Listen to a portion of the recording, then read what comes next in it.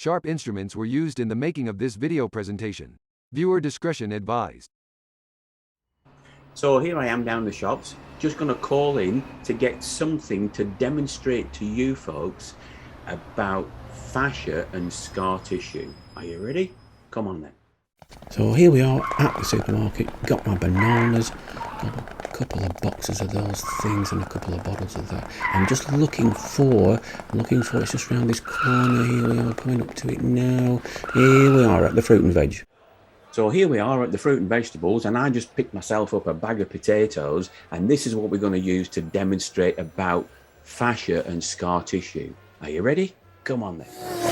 So here we are back home in the kitchen. The idea came to me from a presentation by Gil Hedley, and you need to look at Gil's work. It's fantastic, gilhedley.com.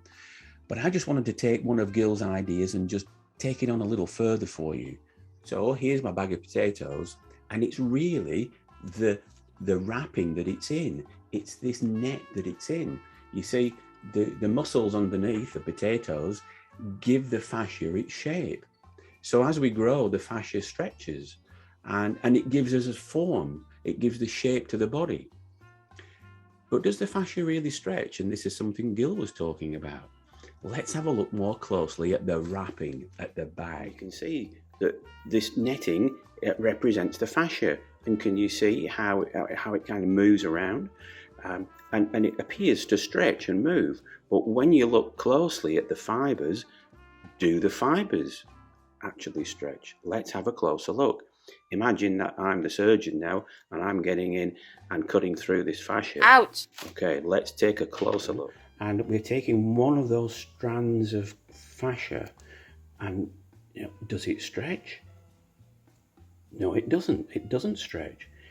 The whole thing together stretches, okay, when it's combined with other fibers, but individually on its own, it doesn't stretch. What has it got to do with scars? Well, take a look at the other end of the bag of potatoes.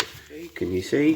That is where the hole in the bag has been brought back together. And that's what happens when you stitch back together after a surgery. And it doesn't move, it doesn't stretch. Can you see? It doesn't move. It doesn't move very well. It doesn't allow the structures underneath to move very well because they get tightened around it.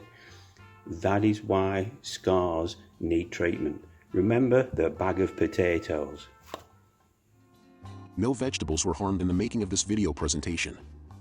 McLaughlinsScarRelease.com